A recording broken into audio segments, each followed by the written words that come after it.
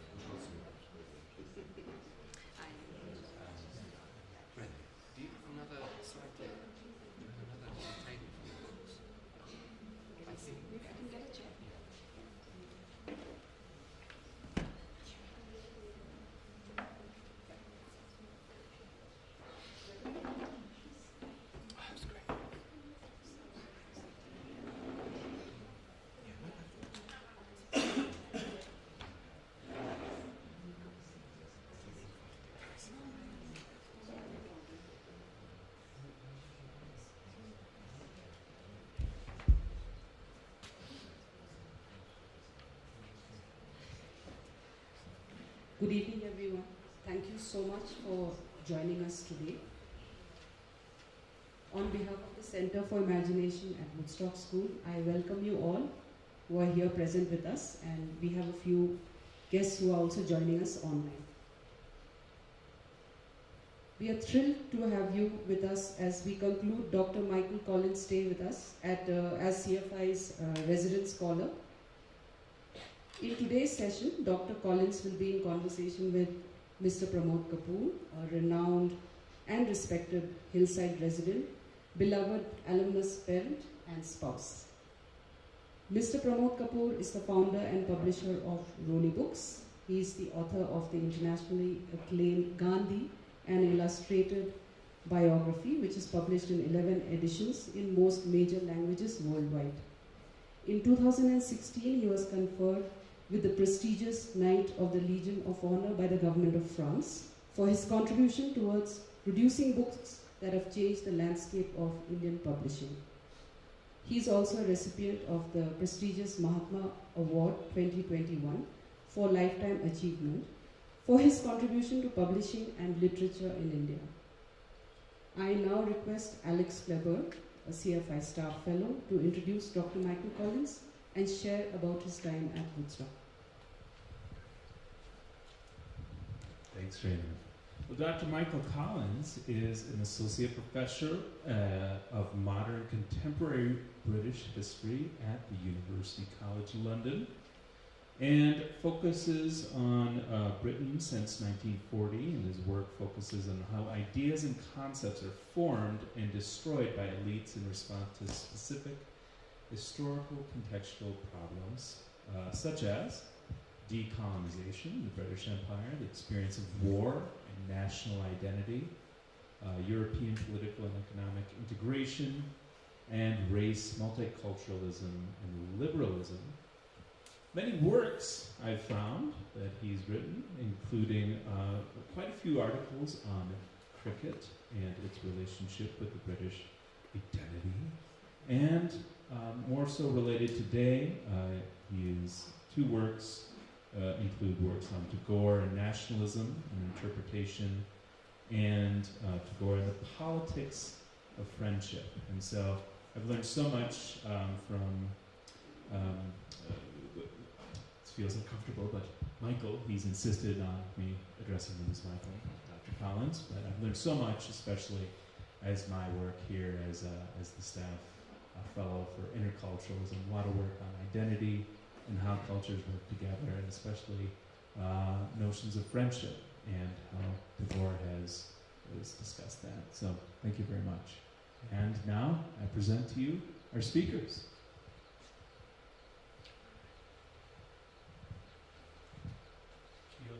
Okay, thank you so much, Alex, and thank you very much to you all in the audience for coming along on a Friday evening. There's lots of fun things to do in Woodstock, as everybody knows, It's a real honour that you've come to listen to us talk this evening. It's a real honour for me too to be sharing this platform with Pramodji. In case you have not seen this book, and we'll get it in the camera there, this book on Gandhi is a brilliant contribution to the scholarship, which uncovers a lot of photographic and visual material and letters which have not actually been seen before, but also then weaves it into an incredibly compelling narrative about Indian independence and the journey that India takes between roughly 1900 and 1947. And going through this book, I was just reminded really that, in my humble opinion, it is one of the great stories in human history. And it's a little bit of a shame, in some ways we don't teach it so much in the UK these days. It is taught a little bit in secondary schools, but it's gone somewhat off the university curriculum, perhaps because it's seen as a story we're all familiar with. But I think young people in the UK would do well to engage again with this, the story of Gandhi's life and his work and his practice. So it's a real pleasure for me to be here. And I'll hand over to you, Pramodji, to introduce yourself. It's equally, or not, if not equally, a bigger honor for me to be sitting next to Michael. I should be actually sitting there. He's a very well-known scholar, and for the last 2 days we've been chatting about Tagore, everything that I didn't know, that I learned from him. So thank you for sharing with me. And truly, I would have loved to do cricket with you, but that's the next show. But I think both of us are equally passionate about the game. So, but before we go any further, I think I think you should begin about Tagore, because Gandhi is slightly more universal than Tagore in India. I mean, of course, Tagore is Tagore, but I think that's how we should begin. Okay, so what we said was we would just say a few words about how we came to the respective topics, as it were. So I'm sort of posing here as the Tagore scholar. I'll try to fulfill that role if I can. So how did I come across Tagore? As Alex said, most of my work is on really now post-Second World War Britain. The core question that I'm really interested in is, I think, a kind of parochial one, if you will, which is what was the impact and legacy of empire for Britain itself? There are hundreds, if not thousands, of brilliant scholars that work on the many far-flung parts of the British Empire and its history, and they're much better qualified than I am to talk about any of those places. But of course, the experience of being an imperial power leaves a deep cultural imprint, whether one realises it or not. And I think actually the most interesting part about it, often from a British perspective, is that much of it is subconscious, much of it is actually hidden, sometimes actively. It's very difficult, I think, for a country like Britain. You could also throw in, France, the Netherlands, Portugal, and so on, but the Western European empires, seaborne empires of the 19th century primarily, overcoming and moving on from that status, quote unquote, is a very challenging thing to do. So, as with the personal, often we repress things which are difficult to deal with. We push them into the subconscious. And I think a lot of scholarship in the 90s in Britain showed that the UK was doing that. It was struggling really to overcome its former role as an imperial power. So what I've tried to do through my work is reach out to some of the zones in which Britain had cultural and intellectual contact in particular. And obviously India is one of those. And within the Indian space, I think there's an extraordinary panoply of thinkers, of intellectuals, of activists, who are grappling with, as I said earlier, one of the kind of great problems really of the 19th and 20th century, which is how would a culture or a civilization, I was going to say like India, I'm not sure there is any culture or civilization quite like India, but a place of this scale, with this depth of thinking, of philosophy, of social life, how does it grapple with the challenge of empire? And how does it engage with a new form of modernity, which is distinctively Indian?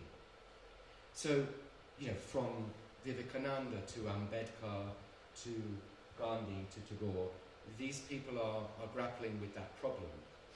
And Tagore struck me as a very interesting example because he was a great traveller, and he spent a lot of time in Europe and North America.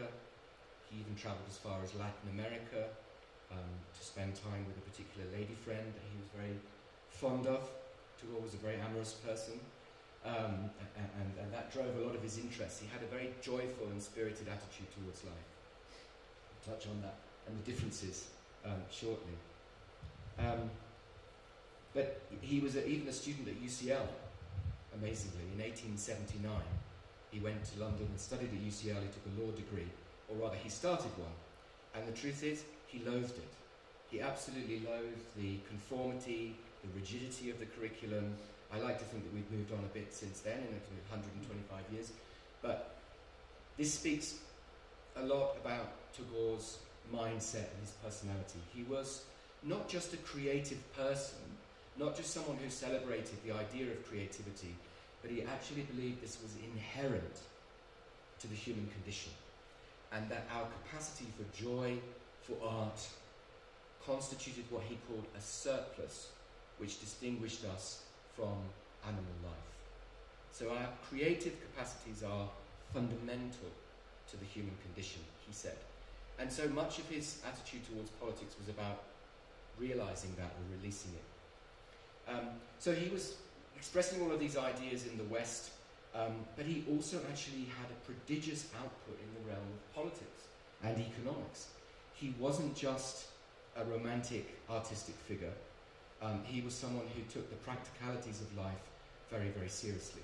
So I kind of stumbled across Tagore on my first visit to Kolkata in roughly 99-2000 as a student with a backpack in a very cliched way. And if you go to Kolkata, which many of you may have done already, you will find in the homes of many Bengalis a portrait of Tagore on the wall. And so I just naturally asked, who is this person? In my innocence, I had genuinely never heard of Tagore. But then I realized this extraordinary life that he lived and how relevant he was to that story of Britain's relationship with India and what actually kind of became of it over a historical period of roughly 50 or 60 years. So that's my sort of Tagore origins story. But Pramodji, you should tell us about Gandhi and... Gandhi was a result of my publisher's instinct, I would say. You know, I used to enjoy illustrating well-known text, and I just came upon this idea that I should illustrate Gandhi's autobiography. Now, I had read Gandhi only in the school. I had not read Gandhi after that. I'm not a Gandhi scholar. I'm not a scholar like him. I'm more of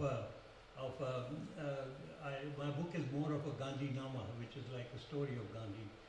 And then people, you know, scholars like him, they read the book and they find philosophy in it, which is very gratifying. But Gandhi came to me as I said, as a publisher's instinct. And I didn't even realize that Gandhi's autobiography had ended in 1921. And so there was a good 27 years of, he said, after 21, he said, my life is an open book. And it said it's known to everybody, I don't need to record it. So then I realized that the best time of his life in India was between 21 and 48. And so I started to ask my scholar friends and people who were teaching in Indian history, and they said, look, before you embark on this, read collected works of Mahatma Gandhi. To be honest, I didn't know what is collected works of Mahatma Gandhi. I very bravely went to acquire it, and when I acquired it, I saw it was 100 volumes, and each volume was 500 pages. which means 50,000 words. But I took upon myself, I said I will read it, maybe speed read it,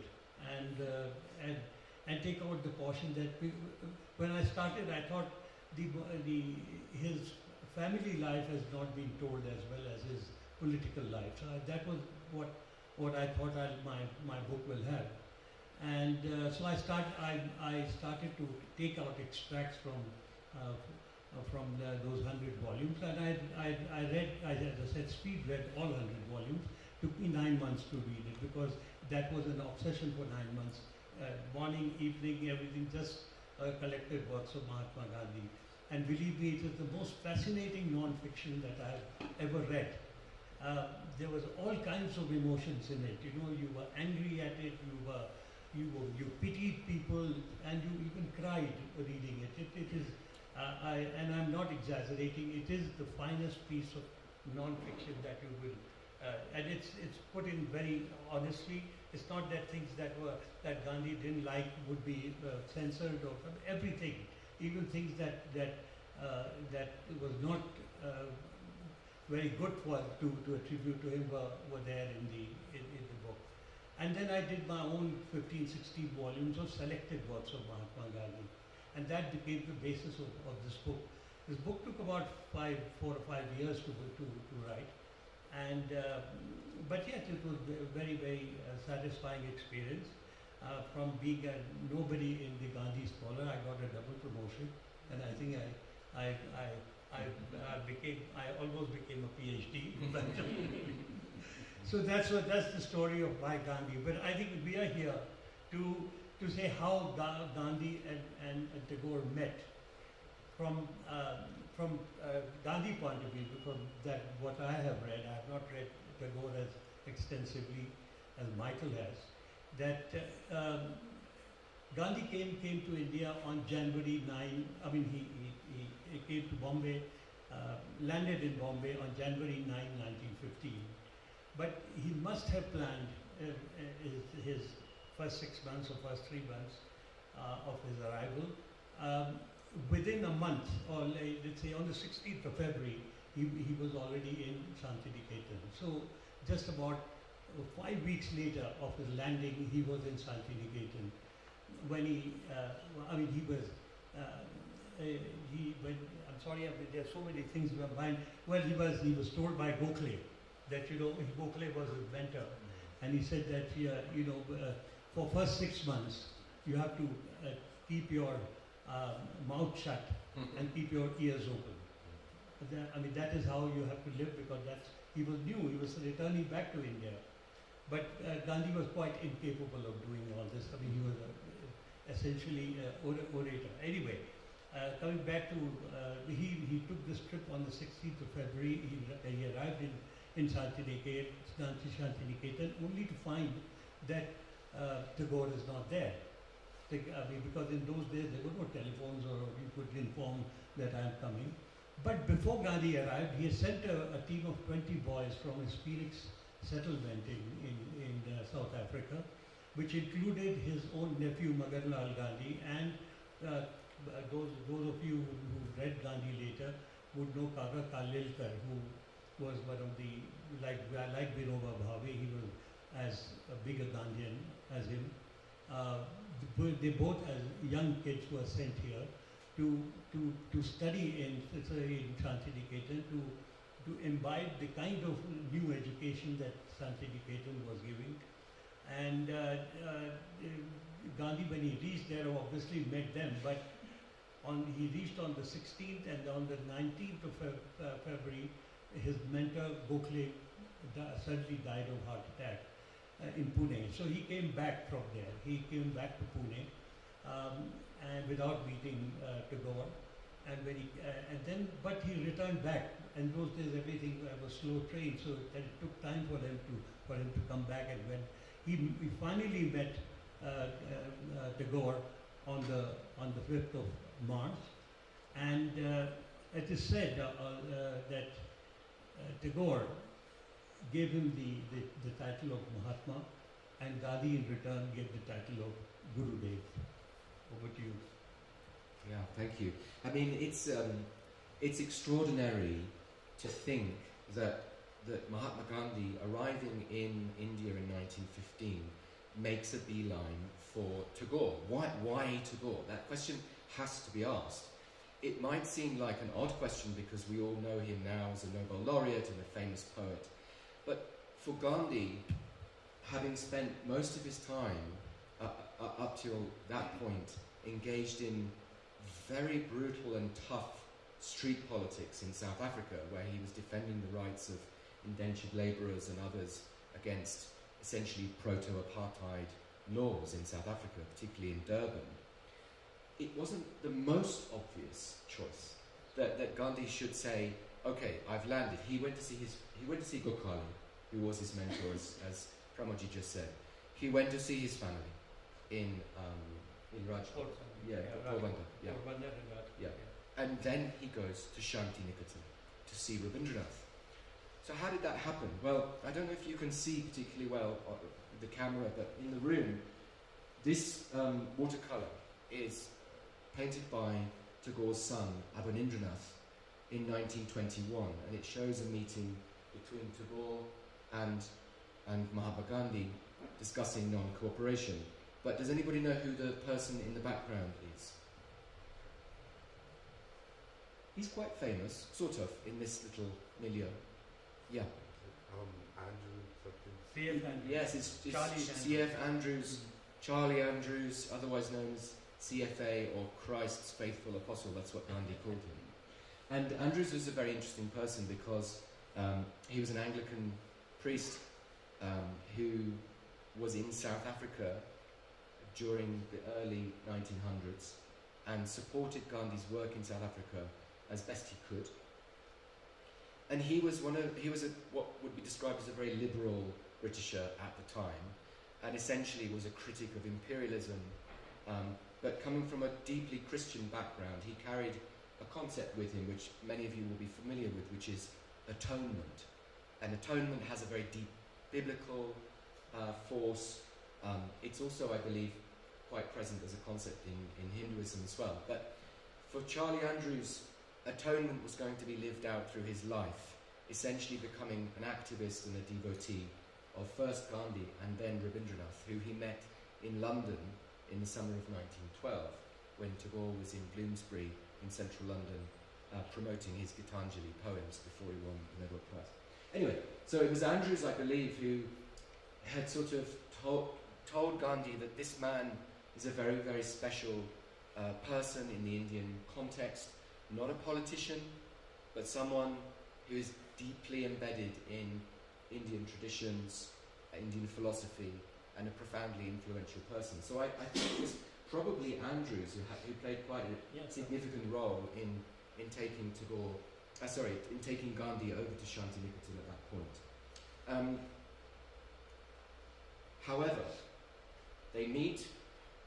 There's clearly a deep bond that's established very, very early on, and some of even the very earliest letters from Gandhi to Tagore express Gandhi's desire actually for dialogue with Rabindranath. He's very keen from an early stage to know what Gurudev thinks about different problems, even though I think it's fair to say that Gandhiji is the supreme political actor. I mean, Tagore does not have the same political antenna, as they say, for how to mobilize what the power of a political symbol would be. And yet Gandhi craves an interlocutor, someone he can bounce these ideas off and more. So then we reach this stage of roughly 21, their relationship is developing, but they have some significant disagreements. Over to you, before I go on to the non-cooperation movement, I thought it would be good for you to talk about nationalism versus internationalism. Now, Tagore's worldview and Gandhi's very India nationalist view. I think that would be nice for you to say, and then I'll I'll explain the non-cooperation. Okay. Well, if you would like me to do that, I will try to do that. I'm going to preface it by saying it's a very complicated subject, not least because when Gandhiji wrote his obituary, of Tagore in 1941, August 10th, 3 days after Tagore's death. In, I think, the second sentence, he says Tagore was a courageous nationalist. Now, many people dispute that terminology, and there is a kind of, or has been a fairly vigorous debate as to whether Tagore was really a nationalist or not.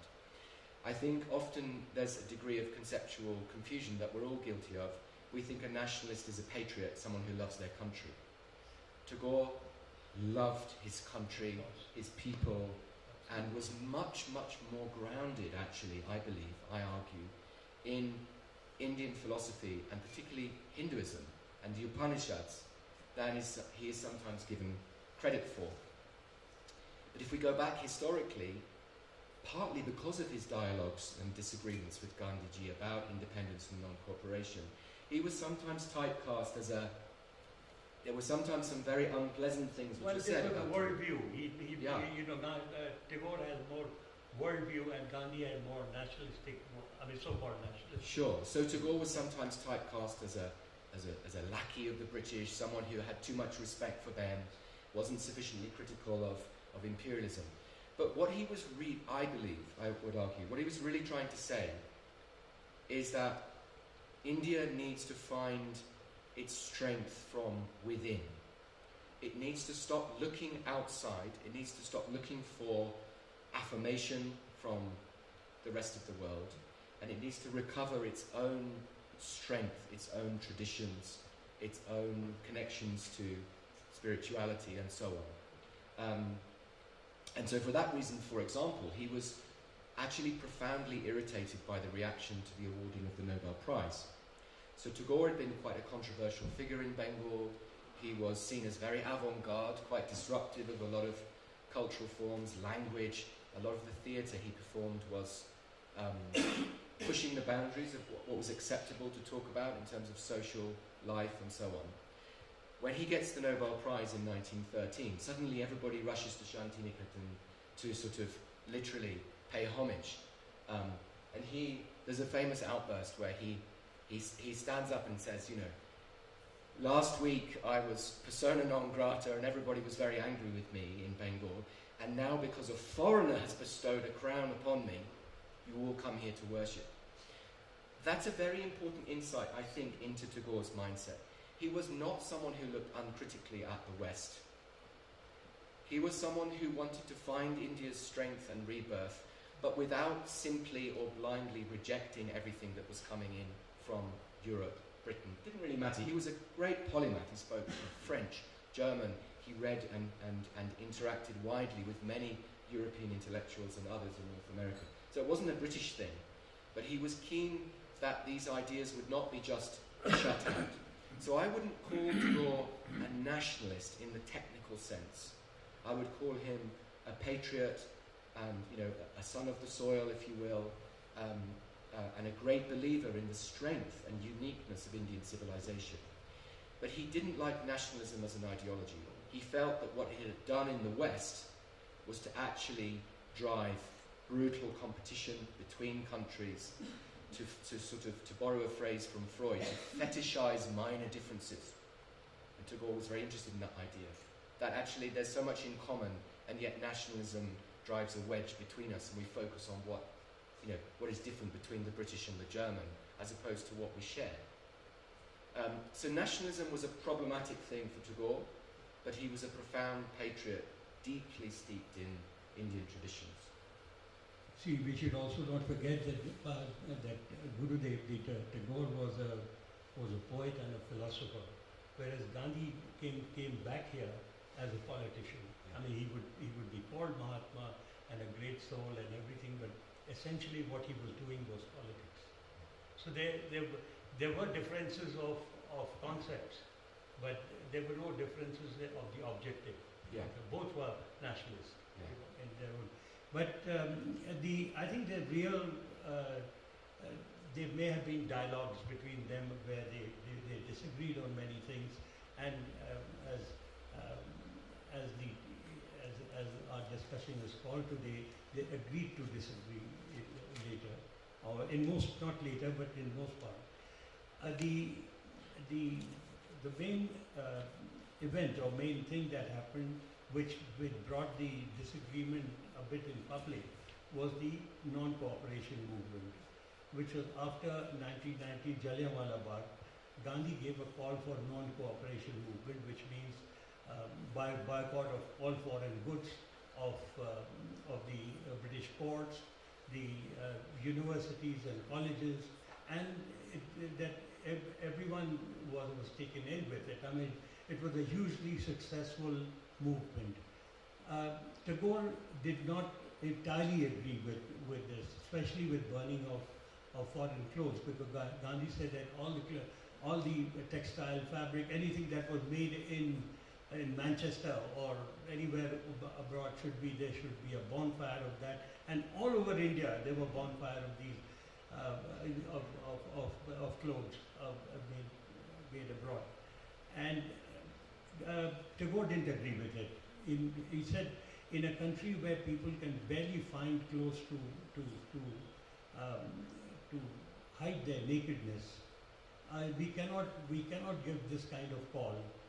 And Gandhi in return said that in burning these clothes, I burn the shame of my nakedness. You know, it's not really nakedness, but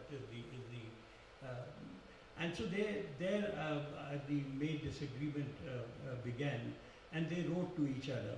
They they didn't write to each other. They wrote letters which were then replied by the rejoinders were issued and so on. This was the one letter that Tagore wrote. It was published, I think, in the Modern Review, where he said that the same thing that I said, that he did in burning the clothes of burning clothes is not a good idea for the poor country. And Gandhi said, he started his letter with saying the bard of Shantiniketan has written a wonderful letter which only he is capable of writing, and he published it in I think this is the Sentinel or one of his, or maybe Young India or something. Young India maybe. And so that was quite open in the public. But they were not adversaries. They were still friends who disagreed. And there is an incident which is I've put in the book, that once Gandhi went to Jora Sabu, that was the Tagore's Thakurbadi, that's where Tagore lived in Calcutta, and they were all sitting in a balcony having discussion, and there were other people, and the discussion came to a non-cooperation movement and the burning of foreign clothes. That's when Gurudev, Tagore, got up and he said, "Look, come with me to the other side of Jora Sapu, which is the Chitpur Road area, and see, your non-violent supporters are burning the clothes right below my balcony. Is this what you call non-violence? Is this what?" So there was that kind of disagreement on. Although Gandhi had to call off the 1921 non-cooperation movement, because Chauri Chaura happened to be where the police, 21 policemen were put on fire, and it resulted in a lot of violence. The irony is that all his non-violent movements resulted in violence, unfortunately. Were they all created in that way? So no, it was just that he as you said they do politics. Was it politics in a veiled manner? No, he was not himself non-violent, but he thought that everyone would follow him. And in fact, there was a mad following in the same Chauri Chaura area, that when police fired in the air and no one was getting hurt, obviously the fire was in the air. The people around him were saying, the God has come here. This is Gandhi, because they're firing and no one is getting hurt.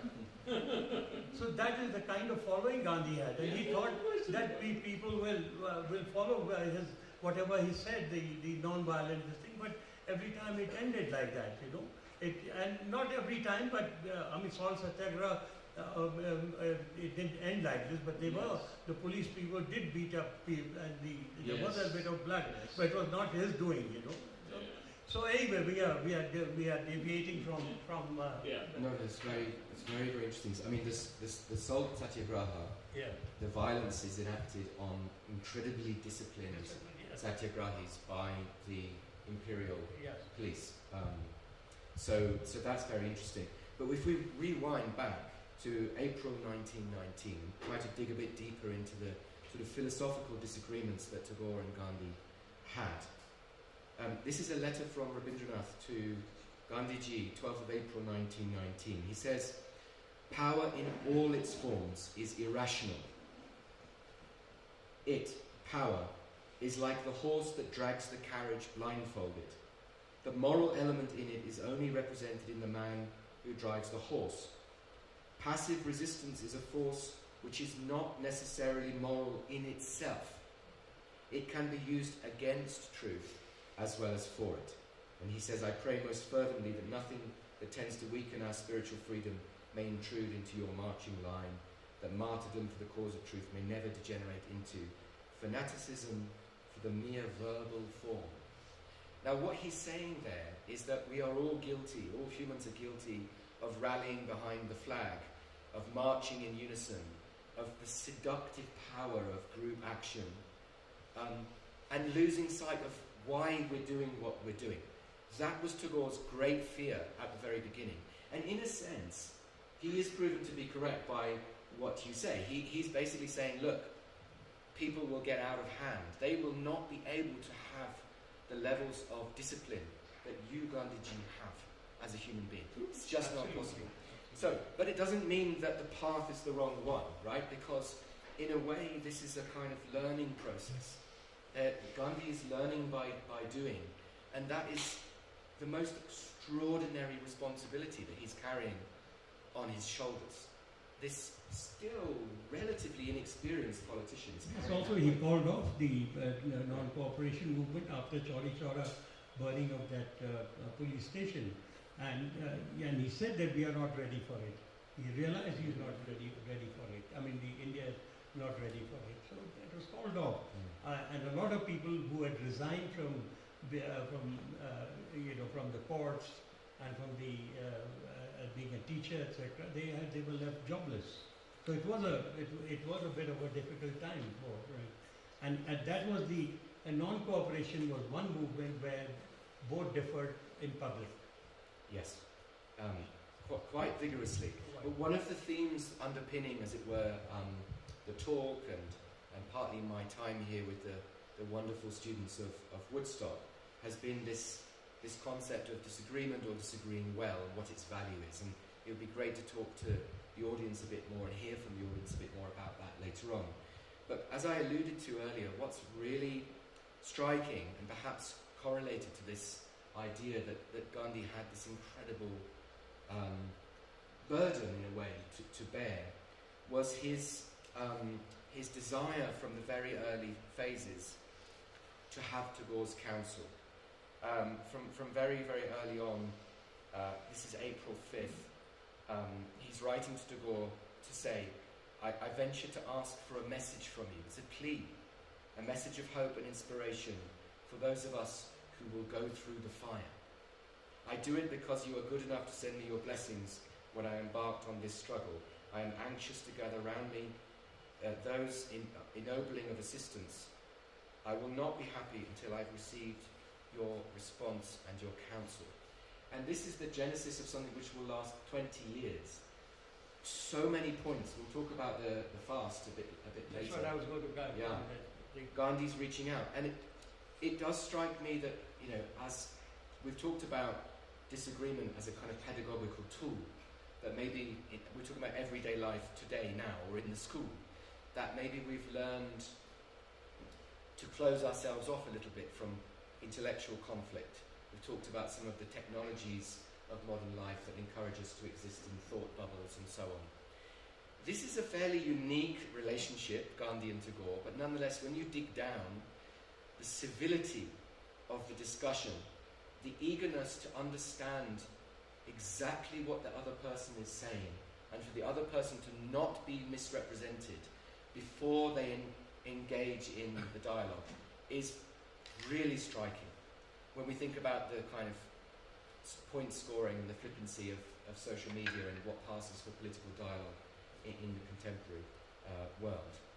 So maybe, Pramodji, tell us a bit more about some of those encounters between the two, and particularly the fast, which is extraordinary. Well, I think the fast, you had a very good letter with, you see, in 1932,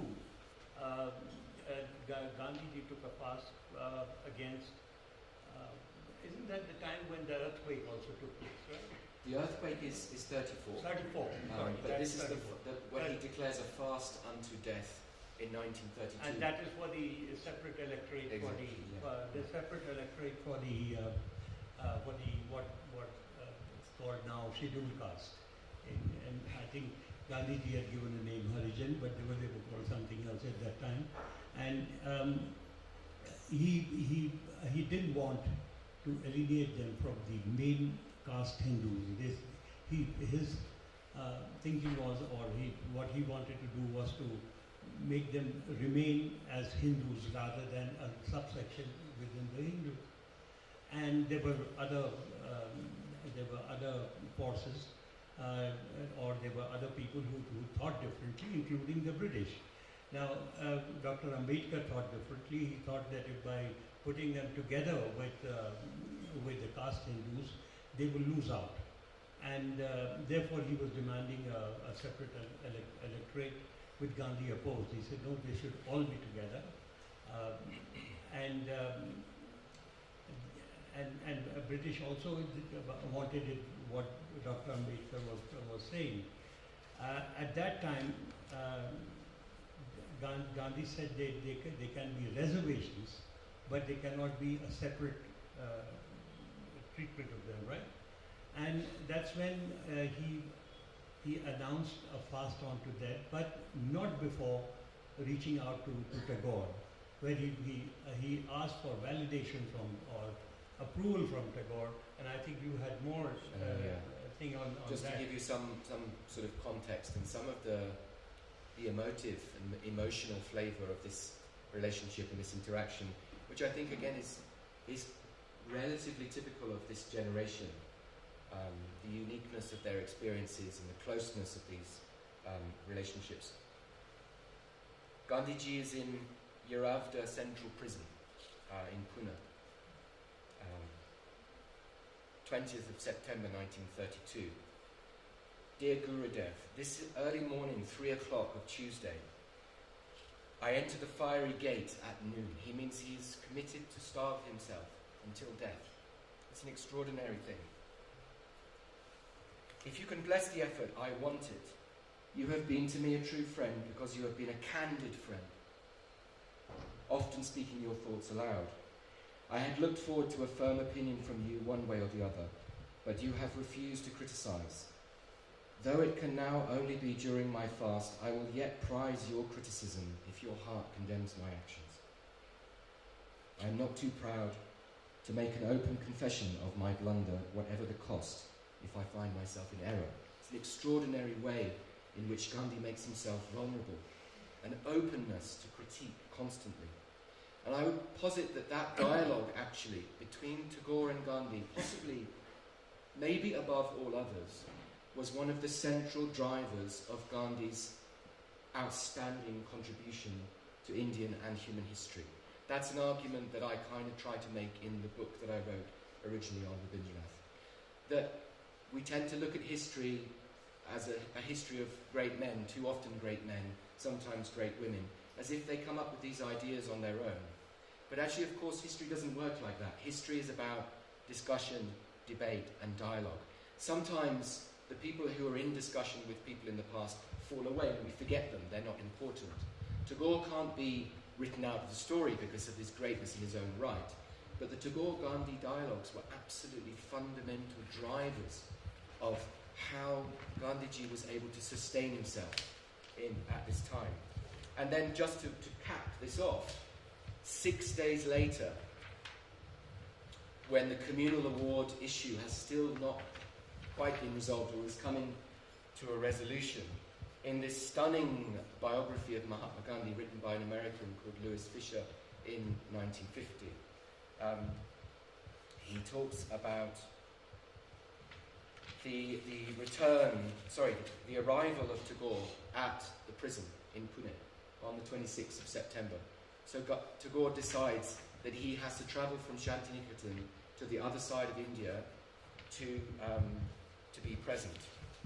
I'm not quite sure if I can find the... He came all the way. He came all the way from Shantiniketan to Pune to see him end the fast. Yeah. I mean, Gandhi weighed only 50 kilos before he started his fast. No, but he always was extraordinary. He thought it was a sin to go beyond 50. So he was always below 50 kilograms. So this is the bit. It says, this is the 26th, and Gandhi is very, very close to death. At 5:15 Monday afternoon, in the presence of Tagore, Patel, Mahadev, Desai, Mrs. Naidu, the negotiators, journalists, Gandhi accepted a glass of orange juice from Kasturbai and broke his fast. Tagore sang Bengali hymns, and many eyes were wet. Yes, this is from Gitanjali. Yeah. So that bond between these two men is extraordinarily emotional and profound, which in a sense makes it an outlier for the disagreeing well theme, if you like. You know, we are not going to have those kinds of relationships, and we don't live through historical times quite like that, or at least I hope we don't in some ways, but who knows what the future holds for us all. But nonetheless, the way they practice their engagement is quite profound. The other one we haven't talked about is the Charkha. So the Charkha in 1934, the Bihar earthquake. Yeah. So take us back again in time a little bit. To well, just you see, they always sort of engaged in dialogue through letters, because that was the means of communication at the time. And there was a massive earthquake in 1934 in Bihar, and Gandhiji. I mean, I tend to disagree here, but then, you know, it's easy to judge history 90 years afterwards and pass a judgment. But at that time, when Gandhiji said this was divine intervention, this is because we have been doing sins of the kind that the separate electorate and all sorts of things, that we are being punished by the God. And obviously, the rationalist that Tagore was, he gave a very good rejoinder, and I think you read it out something like that. I have got quotes from that. Yeah, well, he explained to Gandhiji that, look, this is something which is scientific, and you know, Gandhiji was by the way, he never flew in his life.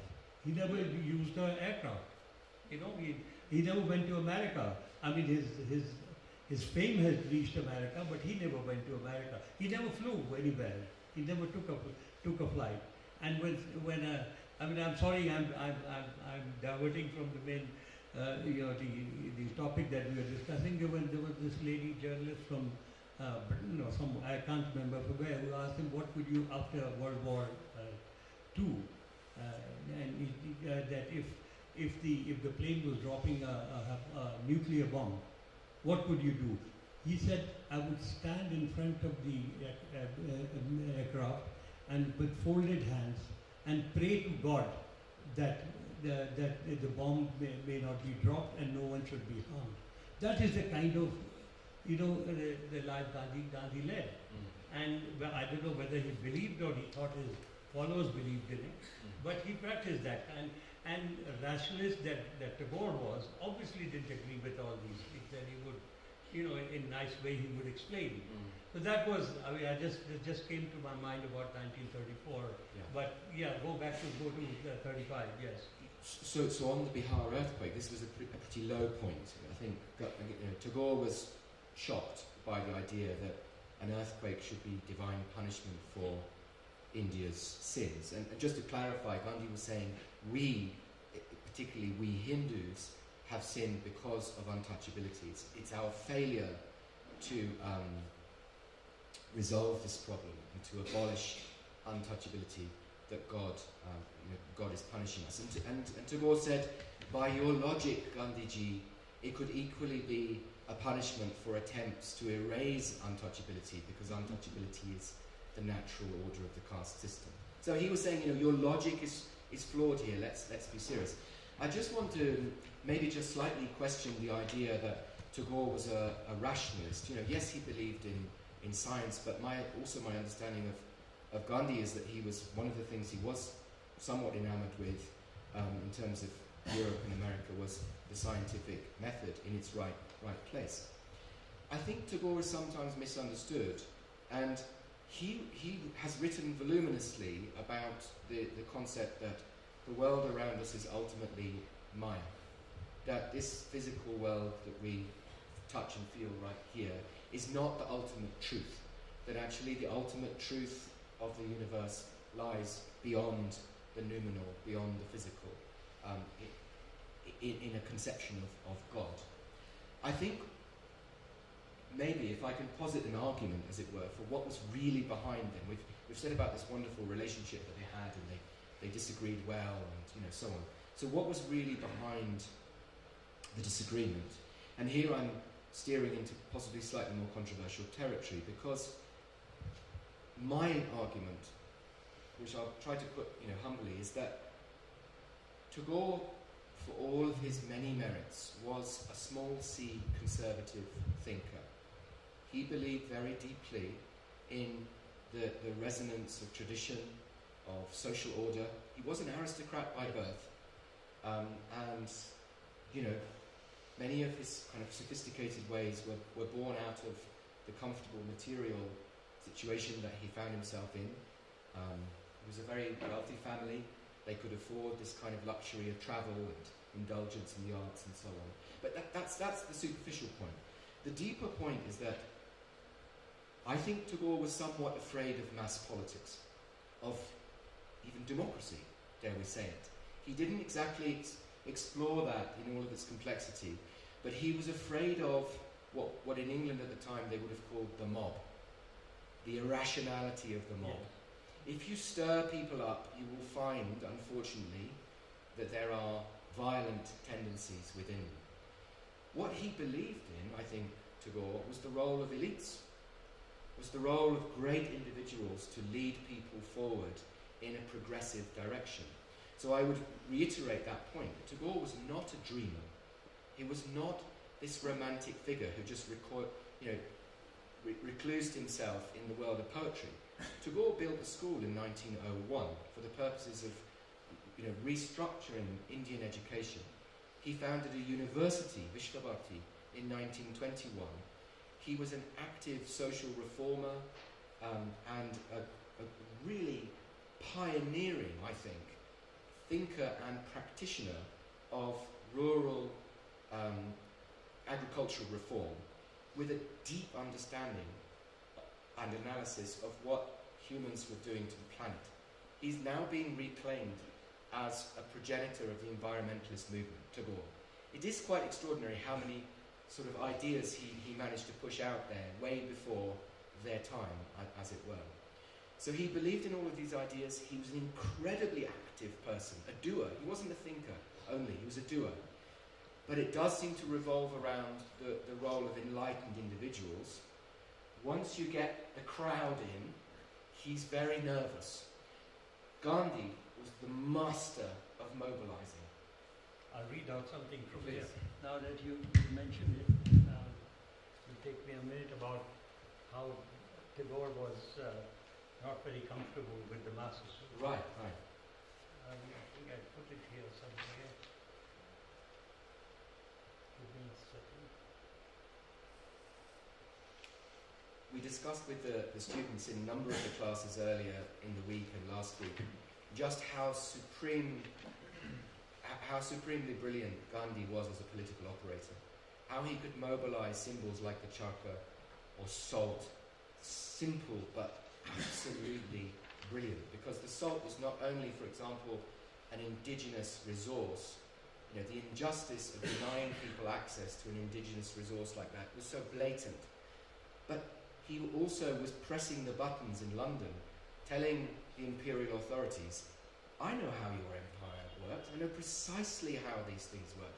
It's not that India was producing stuff and selling it for the benefit of the British. The British wanted to import so many commodities into India, cloth in particular. So if Indians did things for themselves, if they embraced Swadeshi cloth and salt and so on, this disrupted the mechanism of the British Empire made it unviable. There's an argument to say that the Indian Empire was economically unviable by the late 20s. It was just a matter of time before it collapsed. But Gandhi knew how to presage that. Allow me to read this. Some of it I may have already talked about. So one such disagreement, we are talking about disagreement between Tagore and Gandhi, one such disagreement took place in the first week of September 1921. In the first week of September 1921, at the height of the non-cooperation movement. Tagore and Gandhi had met at Tagore's Calcutta residence, Jora Saku, at the end of which the two parted as friends who would agree to disagree. The only other person present at this meeting was C.F. Andrews. While the meeting was taking place behind closed doors, Gandhi supporters gathered outside Jora Saku and made a big bonfire of foreign cloth. Seeing this, Tagore took Gandhi to the veranda and said, "Look down there and see what your non-violent followers are up to." These are the real quotes. They have stolen cloth from the shops in Chitpur.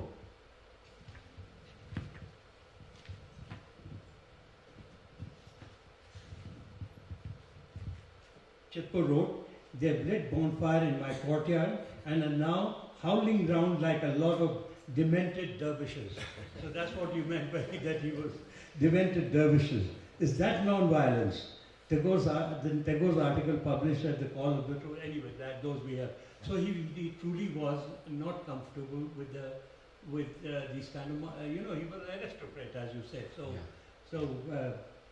Yes, this is what I wanted to read. These are actual quotes from what he told Gandhiji. And if you finished, I can talk a little bit about Gandhi's personality. Please do. Yeah. And then I think once you've done that, let's invite the audience to. Yes, I think before that we should talk about the letter that Gandhi wrote as an obituary for Tagore's death in 1941. Well, we only have the very short version of that. Yeah, where he calls him a nationalist. We couldn't find the longer letter. So let's then. I mean, if it's time. Shall we open? I think it's probably time. Yeah. Is that okay, Renu? Yes, that's fine. Okay. So, we've been talking a lot, and it'd be good to hear your comments, thoughts, and your questions. Questions, exactly. If you could just raise your hand, I'll come to you with the mic. They've been a very engaged audience. I think they're just soaking it in. I had one question about Gandhi. I don't know much about him, to be completely honest, but I've heard varying perspectives on him.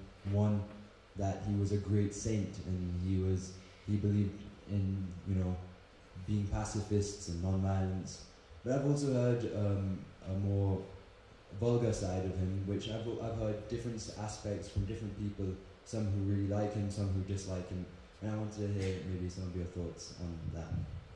Well, I don't know about the vulgar side.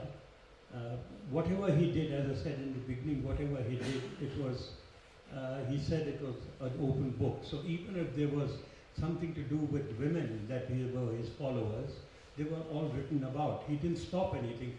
I have written myself some 7,000-8,000 words on one of his so-called, I don't know whether it was platonic or whether it was physical, but he had an affair with Tagore's niece, in fact.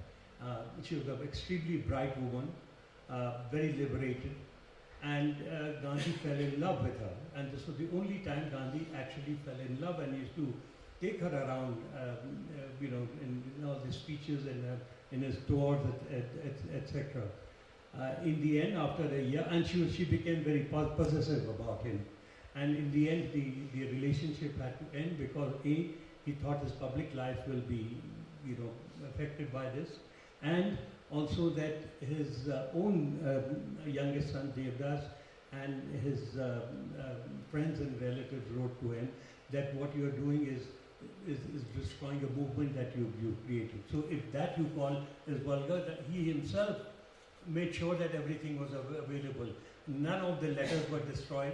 They were all found either in the family archive or in Sabarmati. There was nothing that he hid. This was what his I mean, it's a big subject. About Gandhi and sexuality is a big subject, and he has himself written so much about it. So it's what if you read my introduction, I've said that Gandhi has been analyzed every 10 years after his death, differently by different people. I mean, there was so much reverence for him till the 60s that they thought he was God. What he has done for India, to now, when the present dispensation wants to cash him, but yet calls him, talks against him, or says, I mean, so it's every 10 years people have analyzed him differently. That's my answer to you. I would suggest that the label of saint is a very problematic one. He himself didn't agree with it, by the way. Yeah. He didn't want to call Mahatma. But there's a famous line from Alexander Solzhenitsyn in the Gulag Archipelago where he says the fault line or something between good and evil runs through every human heart. The idea that anyone is sort of perfect, saintly being is flawed. Surely, as historians, particularly, we should reject that kind of thing. There's one incident in your wonderful book, Pramodji, this Gandhi book, that shocked me actually when I was reading, and this is from South Africa in 1909. So you've written an incident at the farm, the Tolstoy farm, which is one of his early ashrams. The boys had overstepped the mark, diplomatically put, in expressing their love for the girls. In the morning, Gandhi decided that to prevent such future incidents, the girls' heads must be shaved to sterilize the sinner's eyes. And I thought that was, I know we think about gender in very historical, contextual terms, but that was quite a strikingly brutal thing in a way to do to the girls, and suggests that these impulses are prevalent, even in someone like Mahatma Gandhi. Well, it was at that time. That's what he thought. I thought if you talk about it now, or even then, because he was, if I may say, he was a dictator in many ways. The people around him used to indulge, and he would. I mean, there is also an incident where he told Tagore that eating those luchis. If you're Bengali, you would know what luchi is. Luchis are the maida, the white flour puris, which are deep fried. He said, eating this for a few years will reduce your lifespan. To which Tagore said that, look, I've been eating this for several decades, and so these are he told Nehru's father, Motilal Nehru, that what you drink, he was fond of drinking scotch every day. So he told him what you're drinking is very wrong, because it's not good for your health. It'll shorten your lifespan. To which Motilalji said that what do you drink? Water is not even distilled once. What I drink is 3 times distilled. So I'm all right. So that is what Gandhi was. And I mean, on Gandhi you can talk for days, and yet you will not be able to really analyze his personality. But yet that was a good question. That there are 75, 48 before he passed away. So let's say 78, 79 years later, 77 years later, then you think of him as different. At that time there was reverence, and this was accepted. But maybe that was the only information available at that time. No, information was all available. So it was not on social media. Yeah, that's what I'm saying. It's so easy now. That you get a balanced... No, it was all available, and people wrote about it. There are books about, there's a book by anyway, he wrote everything that was negative about Gandhi. It was allowed to be published here. Yeah. And, at that time there was you see, there's one thing very extraordinary about Gandhi is, you talk against Ambedkar, people will throw stones at you. Yeah. You talk against Muslims, they will put fire. You talk against Hindus, Mr. Modi will stand there, himself.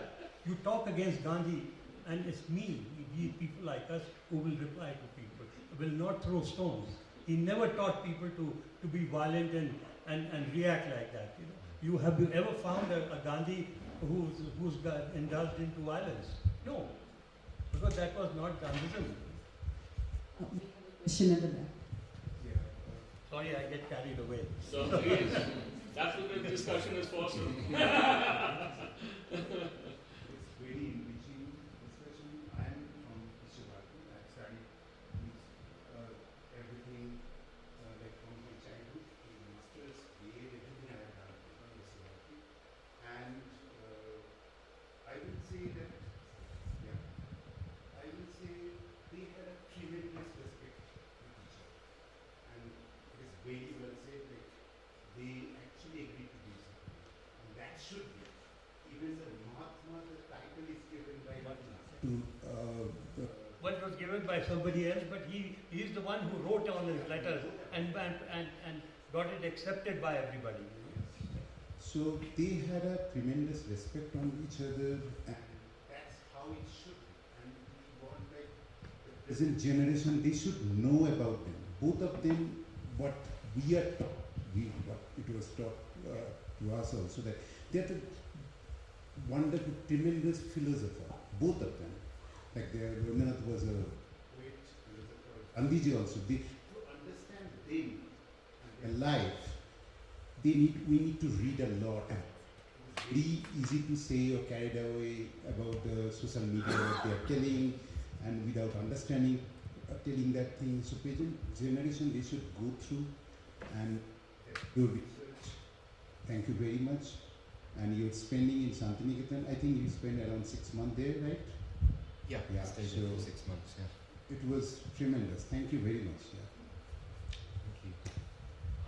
I'm being told that we need to draw down the curtain and hit the road, Jack. No, the students have to go back also. Yeah. One last question, or? Maybe we can take the question outside with tea. Okay, Yeah. okay, perfect. Well, on behalf of the Center for Imagination, I'd like to thank Pramod ji and Michael for this very interesting and intriguing talk, and it leaves us with so many things to take back home and think about how friendships can be had at many different levels. And thank you all for joining us today. We have tea and some snacks outside, and Pramod ji and Michael will both be around, and you can please feel free to ask your questions. Thank you so much. Sexuality.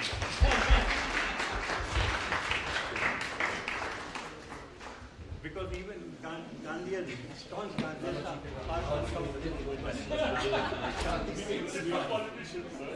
No politician is not indulgent in all the vices of the world.